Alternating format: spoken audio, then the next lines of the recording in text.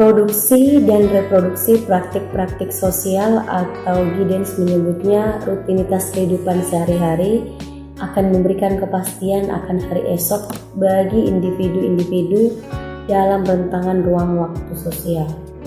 Kepastian tersebut gilirannya akan menghadirkan keyakinan atau kepercayaan pada diri hingga terciptalah rasa aman ontologis, yakni rasa percaya akan kepastian masa depan atau hari esok yang akan datang sebagai rutinitas kehidupan sehari-hari.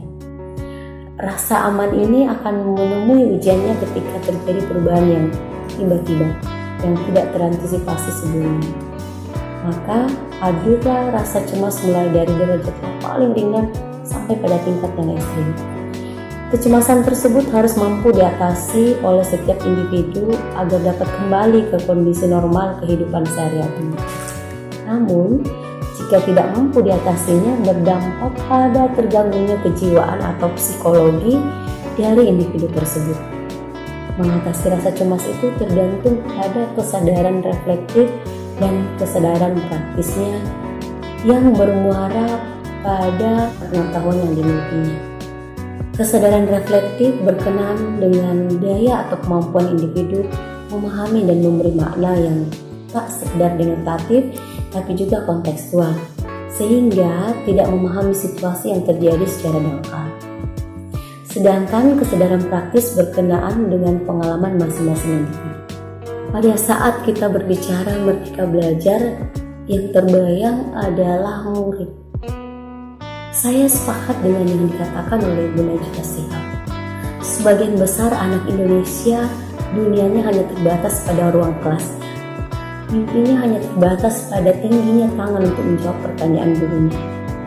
Yang kita inginkan adalah anak-anak yang punya aspirasi tinggi, yang punya cita-cita melampaui langit, melampaui batas ruang kelas, melampaui batas dunianya, dan hal tersebut hanya akan terjadi pada saat anak-anak punya kemerdekaan belajar. Akan tetapi kemerdekaan anak-anak belajar hanya akan terjadi pada saat kita juga memiliki kemerdekaan. Pada saat berbicara merdeka belajar bukan sebuah proses yang mudah. Ada beberapa hal yang cukup esensial. Pendidikan yang merdeka punya komitmen, memiliki kemandirian dan selalu refleksi. Pertanyaannya, apakah kita sudah merdeka? Apakah Bapak Ibu sudah merdeka? Kita percaya bahwa proses kemerdekaan itu sebetulnya bukan sesuatu yang diberikan, tapi sesuatu yang kita gerakkan. Pada saat kita berbicara merdeka belajar, ada beberapa hal yang sebetulnya sangat esensial. Kita percaya pendidikan yang merdeka punya komitmen, memiliki kemandirian dan selalu reflektif. Berbicara komitmen, pada saat kita bicara komitmen, kita sebetulnya bicara terhadap tujuan. Salah satu tantangan utamanya kita saat ini adalah bagaimana kita membedakan cara dan tujuan.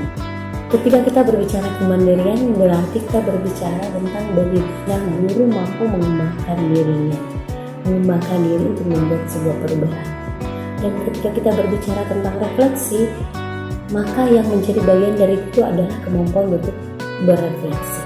Bicara tentang komitmen, bicara tentang kemandirian, bicara tentang refleksi, maka pendidikan yang memerdekakan adalah pendidikan yang memanusiakan hubungan. Memanusiakan hubungan adalah cara mengajar yang menekankan pemahaman terhadap disposisi belajar murid dan pertumbuhan kekuatan dan jati diri sebagai pelajar untuk mengembangkan hubungan guru, murid, dan orang tua yang saling percaya, dekat, dan bertumpu pada kesepakatan bersama. Mari memanusiakan kembali ruang-ruang kelas, maka itulah pendidikan yang sesungguhnya memerdekakan.